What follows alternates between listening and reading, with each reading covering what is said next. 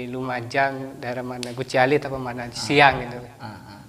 Itu mesinnya mati kan, kalau daerah pegunungan tidak ada listrik, dia pakai mesin diesel itu kan. Itu murah-murah waktunya, sudah waktunya Kiai, waktunya Bunyai sebelumnya normal. Waktunya Kiai, murah-murah mati mesinnya. Tiba-tiba mati.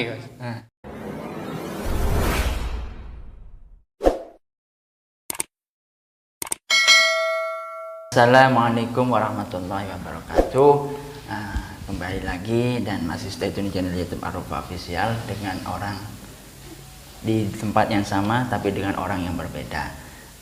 Kali ini dengan salah satu alumni yang sudah sangat familiar namanya, ya walaupun orangnya ini saya kira stay cool, stay kalem lah ibaratnya. Jarang ada ngomongnya. Kerja karena kebetulan beliau ini adalah sarpras dan salah satu staf pengajar pengelola di salah satu lembaga Al-Qadiri, SMK Al-Qadiri yang bernama SMK Al-Qadiri. Beliau datangnya dari jauh, dari gunung sana, itu daerah Besuki, Situbondo. Beliau adalah, kalau saya menyebut, Cak Aziz atau Ustaz Abdul Aziz. Langsung saja kita akan menyapa dan menanyakan kepada beliau. Assalamualaikum, Cak. Waalaikumsalam warahmatullahi wabarakatuh. Bagaimana kabarnya panjenengan? Alhamdulillah sehat. Walaupun kondisi ini PPKM terus lah ya. Walaupun sudah Jember masuk zona level 1 lah ibaratnya. Tapi tetap harus waspada kan. Begini Cak Aziz. Cak Aziz sendiri menjadi santrinya guru kita, Syekhona Kiai Mirza Kisah. Itu awal mulanya, kejadiannya di mana dan bagaimana itu, Cak? Kami ingin mengetahui di mana dan bagaimana kejadiannya itu, Cak. Terima kasih. Jadi sebelum saya mondok itu ceritanya kan Kiai dulu Bunyai masih jarang ikut pengajian. Jadi di Besuki itu dulu basis jamaah. Jadi Besuki, Situbondo masih belum. Khusus daerah Besuki itu dulu basis jamaah. Hampir tiap minggu itu pengajian Kiai, itu pengajian di Besuki. Keluarga Al-Qadiri juga ada yang ke Besuki hampir tiap minggu ada. Jadi saya itu tiap pengajian mesti datang bersama orang tua saya. Walaupun jauh, naik gunung, turun gunung, saya ninja Torin. Mendaki gunung lewati lembah terus. Saya datang, mesti datang. Walaupun naik sepeda, kadang rombongan. Kalau tidak ada rombongan, mesti naik sepeda. Sepeda ontel waktu itu. Pada tahun tersebut. Tahun-tahun sebelum mondok. Ya, akhirnya tergerak. Waktu itu saya SD masih kelas 4, kelas 5 mungkin. Jadi terus tiap tahun, hampir tiap minggu pengajian mesti saya datang. Walaupun daerah Suboh, daerah Melandingan agak jauh. Kalau ada rombongan ikut rombongan, kalau tidak ada naik sepeda hotel bersama orang tua saya. Lalu pas kemudian ada tergerak hati ingin menjadi santrinya beliau. Jadi apa ya? Pas setelah kejadian itu langsung diantarkan apa masih ibaratnya masih rundingan keluarga? Masih rundingan. Sebab di antara keluarga saya hanya saya yang mondok. Yang lain 5 saudara, hanya saya yang mondok. Kebetulan mondoknya di sini. Alhamdulillah termasuk yang beruntung saya. Jadi pas kesan pertama ketika Cak Aziz mendarat di Al-Qadiri berjumpa dengan guru kita Kiai Mirza Kisah, kesannya pertama kali itu bagaimana? Saya, Masya Allah, saya kan dari desa jadi tidak tahu apa-apa, tidak tahu gedung mewah, gedung tinggi, gedung tingkat tidak ada di rumah saya itu dulu. Jadi rata-rata kan di bawah di bawah standar menengah ke bawah keluarga saya di sana itu. Jadi begitu masuk Al-Qadiri, subhanallah sudah gedung-gedung, tapi waktu itu masih proses bertahap. Tapi waktu itu tahun 96 masuk itu masjid sudah berdiri sekarang. Masjid yang sekarang sudah berdiri. Masjid Wali Songo sudah berdiri. Jadi akhirnya ya itu terharu. Waktu itu memang masjid terbesar waktu itu, termasuk di pemandangan sampean ya. Menurut pandangan saya memang masjid terbesar waktu itu. Memang di Besuki tidak ada, ya bukan tidak ada, cuma yang besar ya kalah besar sama ini Al-Qadiri. Kalau sekarang sudah perkembangannya kan lain. Terus ini lagi Cak, selama 96 ke 2012, 16 tahun jenengan menjadi santrinya guru kita, terutama sampean juga bertempat tinggal di sini. Ada tidak Cak beberapa peristiwa penting, hal-hal yang sulit diterima oleh akalnya sampean Cak Aziz, terutama terkait baik itu baik itu karomahnya haliah beliau yang sampai sekarang Cak Aziz itu tidak bisa melupakan. Di antaranya salah satunya Cak Aziz mengalami sendiri itu apa? Banyak sebetulnya. Nah, salah satunya Banyak. yang sampai sekarang terngiang yang ingat. Karena saya kan di dalam, jadi Iya, tiap iya. hari kan istilahnya nunggu ada tamu. Kalau tamu keluar masuk, terus pengajian juga sering ikut, terutama di daerah Bondowoso, Situbondo. Dulu kalau mau Probolinggo sering ikut sama Bunyai dulu, Bos. Jadi termasuk banyak itu, Bos. Karena saya melihat langsung, insya Allah melihat langsung bagaimana tamu tiap hari keluar masuk itu, Bos. Banyak sekali. Terus Di antaranya ya banyak pokoknya. Misalnya terutama berkaitan dengan hal, kan tamu macam-macam keluar masuk. yang Kebanyakan sampai sekarang Cak Aziz sendiri merasakan di antaranya apa? yang tamu. Iya, Yang tamu baik kan itu berupa terserah Iya. apa itu berupa tamu atau yang baik tentang keluarga atau nasihatnya apa ya? kalau tamu tiap hari kan rata-rata yang masuk itu masalah ekonomi, masalah dunia ya. Jarang masalah ilmu. Sebetulnya Kiai kalau didatangi masalah ilmu itu senang. Masalah akhirat, masalah tanya, masalah ilmu, masalah agama itu senang sebetulnya Kiai. Cuma kan tamunya Kiai macam-macam, dari tingkat bawah sampai menengah sampai pejabat, rakyat, semua masuk tamunya. Jadi macam-macam, terutama yang punya masalah itu. Kan tamu ya enggak semuanya punya masalah, tapi kan rata-rata ada masalah, ada sumpek, ada ruwet itu. Kerepotan. Iya, kerepotan semua. Tapi alhamdulillah itu begitu temu saja sama Kiai sudah bunga itu apa bunga sudah jembar walaupun Bahagia. ya bahagia. Dengan sendirinya kebahagiaan itu yang dia dapat dari tamu-tamu itu. Sudah ketemu Kiai sudah kabul hajat, ketemu Kiai sudah kabul hajat. Jadi alhamdulillah waktu itu saya menyaksikan langsung banyak tamu-tamu, misalnya banyak hutang gitu. Alhamdulillah ada yang bayari hutangnya. Dari Bandung itu banyak ceritanya seperti itu. Jadi sama Kiai suruh nginep dulu 1 minggu, suruh puasa, suruh wiritan gitu. Ternyata di Bandung itu sudah ada bayari, kurang ada namanya Pak Aceng gitu di Bandung. Pak Aceng itu punya hutang berapa juta itu. Tidak banyak, tapi waktu itu kan banyak, sekitar 400 berapa, itu kurang lebih gitu. Itu sama Kiai tidak boleh pulang, suruh puasa dulu, suruh wiritan di sini, suruh ikut manakipat. Ya alhamdulillah itu, moro-moro ada yang bayari di sana di Bandung. Tiba-tiba. Di Bandung iya. Orangnya cerita sama saya, ya waktu itu kan bareng sama saya satu kamar juga. Jadi saya kan yang ngeladeni tamu, yang rumah tamu itu, yang ngirim. Alhamdulillah di ceritanya itu ada yang bayari di sana itu. Tapi yang bayari orangnya itu ya Pak Aceng itu yang bayari. Padahal Pak Acengnya di sini itu. Oh, Iya. aneh ya. Iya. Padahal Pak Aceng itu di sini. Tapi yang bayari ya di sana Pak Aceng, tanda tangannya Pak Aceng, orangnya ya Pak Aceng.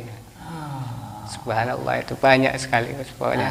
Salah satu mungkin yang sangat sulit dilupakan sampai sekarang, sampai nanti diantaranya lagi apa itu, Cak? Gini apa namanya? Yang Pokoknya tamu-tamu itu sudah kan saya melihat sendiri tamu bagaimana sumpek datang, sumpek keluar dari dalam sudah alhamdulillah jembar. Terus ada orang kesurupan misalnya, suruh makan sudah sembuh sendiri, tidak usah dikasih. Suruh makan sembuh, sudah didoain sama Kiai pulang sudah sembuh gitu. Memang banyak di luar akal, banyak di luar akal, karena memang ya apa niatnya sudah dari sini minta doanya Kiai, sebab barokahnya doanya Kiai, alhamdulillah sebab doanya Kiai sembuh juga. Banyak yang sembuh, misalnya sakit sembuh misalnya. Terus ini lagi, Cak, salah satu nasihatnya beliau yang sampai sekarang Cak Aziz itu terngiang-ngiang bahkan dijadikan motivasi untuk kedepannya sampai ila yaumil qiyamah, pesan-pesan beliau ke Cak Aziz, nasihatnya diantaranya yaitu apa yang sampai keingat sampai sekarang tidak akan pernah bisa melupakan? Kalau khusus pribadi mungkin tidak ada. Secara umum kan yaitu as-sarofu yang saya pegang dalam hati saya. As-sarofu la bin nasab itu kan. La bin nasab. Ya, walakin bita'ab. Kemuliaan itu diperoleh dengan ta'ab, dengan jerih payah itu. Bukan leye-leye, bukan. Jadi semakin orang itu payah, maka semakin akan mendapatkan kemuliaan. Iya, Terus pernah juga kejadian yaitu sewaktu yaitu putranya Cak Ajis ketika pernikahan yang sampai sekarang terngiang-ngiang di antaranya. Kan kalau nggak salah saya dulu pernah melihat nikahnya Cak Ajis di sini kan. Iya, kalau nggak betul, salah. betul. Nah itu pernah ada rasa terharu tidak? Sangat terharu sekali, karena saya bukan siapa-siapa, bukan apa-apa. Alhamdulillah saya terima kasih sekali sama Kiai, sama Bunyai, sama keluarga besar Al-Qadiri. Ajis yang dulu tidak apa-apa, alhamdulillah sekarang bukan jadi apa-apa, tetap tidak apa-apa, tapi saya merasa diangkat oleh Kiai, diangkat oleh keluarga besar Al-Qadiri. Saya terima kasih sekali. Sampai akhirnya sampean ini mengabdikan di lembaga SMK ini ya. Betul. Sebagai bentuk apresiasi sampean kepada beliau, walaupun tidak bisa membalas dengan dunia ya Cak ya. Betul, tidak bisa. Iya. Nah, jadi mungkin Cak secara mungkin ini Cak yang sangat mengena lagi di antaranya yaitu yang menambah lagi keyakinannya Cak Ajis di antaranya kepada beliau itu di antaranya apa Cak? Ini syariatnya beliau tetap dipegang. Jadi maktubahnya terutama itu tetap dipegang. Sunnah-sunnahnya tetap dipegang, maktubahnya, terus sholat sunnahnya tetap dipegang. Kalau dulu masih belum pengajian, tidak begitu banyak kayak sekarang, kayak kemarin itu tetap jam 1, dulu kan jam 1. Itu istiqomah ngimami. Duha juga itu, tapi duha tidak begitu tapi kadang juga dulu. Maktubah 5 waktu beliau sendiri ngimami selama masih mampu, walaupun sakit tetap ngimami, subuhnya, duhurnya, asarnya terus itu. Tetap. Ya, itu syariatnya tetap dipegang kuat, walaupun ya mungkin beliau mungkin kalau secara akal bisa itu. Karena beliau di luar akal sudah bisa apalagi, tapi alhamdulillah syariatnya tetap dipegang oleh beliau. Terus ini lagi Cak, kan jenengan ini selama 16 tahun tentunya kan pasti pernah diajak pengajian dengan beliau sering. Ada tidak ketika di pengajian itu kejadian yang sangat sulit diterima akal oleh Cak Ajis sendiri, yaitu ketika di tempat mana itu, ketika yang sampai sekarang tidak bisa dilupakan? Banyak kejadian. Salah satunya di antaranya. Ya, kalau dulu kan pengajiannya masih siang malam itu, siang masih sehat-sehatnya beliau. Mudah-mudahan selalu beliau diberi sehat oleh Allah. Jadi pengajian siang, pengajian malam, pengajian dakwah itu. Jadi kalau terutama berkaitan dengan misalnya terang, hujan itu sering itu. Misalnya mendung itu tapi tidak hujan itu. Panas, murah-murah mendung tapi tidak hujan. Setelah pengajian hujan. Sering itu. Nah, di antaranya lagi mungkin ada yang ingat. Ada mesin itu di Lumajang, daerah mana, Gucialit apa mana, siang itu. Itu mesinnya mati kan, kalau daerah pegunungan tidak ada listrik, dia pakai mesin diesel itu kan. Itu murah-murah waktunya, sudah waktunya Kiai, waktunya Bunyai sebelumnya normal. Waktunya Kiai murah-murah mati mesinnya. Mati. Subhanallah, nunggu lama. Agak lama nunggunya, kurang lebih 10 menit. Itu sekitaran tahun berapa itu? Tahun 2000-an, tahun 2000 sekitar itu, siang. Itu genset diesel itu mati sampai dibongkar mati tetap. Akhirnya sama Kiai tahu mesin itu diambilkan anunya korek itu ces gitu. Sama manggil saya kebetulan, karena saya ikut sama siapa waktu itu. Saya dipanggil, suruh taruh di mesinnya. Tak pikir logikanya saya itu tidak masuk akal. Korek hubungannya dengan mesin bahkan tidak ada. Kok kayu gitu. Subhanallah. Tapi saya yakin ini saya disuruh, saya hanya menjalankan. Saya bilang ke tukang mesinnya waktu itu kan sudah dibongkar tapi tidak begitu bongkar semua. Saya disuruh Kiai suruh ini, nanti kalau sudah nempel suruh coba. Saya bilang seperti itu. Bismillah coba doanya Kiai, saya bilang seperti itu. Tak suruh hidupkan tidak apa-apa, hidupkan aja. Kalau mati ya tidak apa-apa, namanya yang mati ya mati. Alhamdulillah dihidupkan, dipaksa hidup.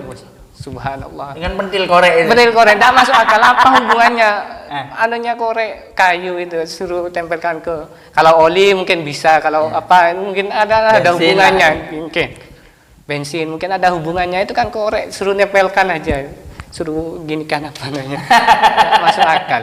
Alhamdulillah hidup waktu itu langsung.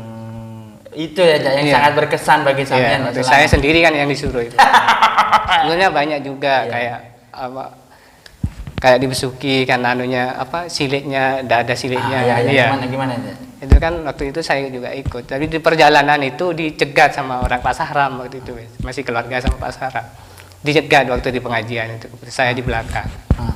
Ke nganu air. Apa? Jadi lah bikin air anu suruh apa namanya? Pokoknya gitu. Usap-usapkan. Ya, usap-usapkan. Alhamdulillah tidak berapa lama ke sini. Alhamdulillah sudah langsung tembus itu. Keluar Ya. Ibaratnya Tidak bisa guburnya. ya. Subhanallah. Itu padahal kalau Iya. operasi mungkin 10 Ya, juta loh ya. bisa. Kalau Hubungannya air sama apa namanya ini kan tidak ada. iya. Tapi kan kalau dulu kan mukjizat itu, Iya. kalau dulu mungkin sekarang ya karomah. Maunah lah. Ya mauna iya barokah. Jadi itu beberapa peristiwa Iya. penting yang sangat sulit dilupakan oleh Iya. Cak Ajis ya. Dan mungkin ini lagi Cak, yang terakhir pesan-pesan Cak Ajis kepada para imam manaqib, jamaah manaqib, wabil khusus kepada para alumni dan santri. Harapan Cak Ajis ke depan bagaimana? Untuk imam-imam manaqib mungkin saya tidak bisa banyak masukan mungkin, tapi tetap cinta kita tetap kepada guru, mudah-mudahan tetap terus sampai yaumil akhir gitu ya. Dan untuk kepada teman-teman santri, baik itu alumni maupun santri yang masih di pondok, tetap harus nyambung ke guru kita, Kiai Haji Ahmad Musyrik Isa, karena beliau baik masa sehatnya, masa apa namanya ini kurang sehatnya, tetap memikirkan selain keluarga tetap santri, karena kecintaannya beliau ke santri itu, emannya beliau kepada santri, jadi tetap nyambung, fatihahnya tetap ke santri itu. Maka dari itu untuk semua santri, terutama yang masih alumni supaya nyambung tetap fatihah kepada guru kita, biar apa ada strumnya gitu. Guru kita mendoakan santri alumni gitu. Sedangkan kita tidak mendoakan kan ya apa itu ya. Tapi kalau memang cinta tetap terus nyambung. Kalau betul-betul santri tetap nyambung, insya Allah tetap nyambung. Cuma karena kan perbedaan ini apa namanya waktu ruang yang berbeda, mungkin itu aja.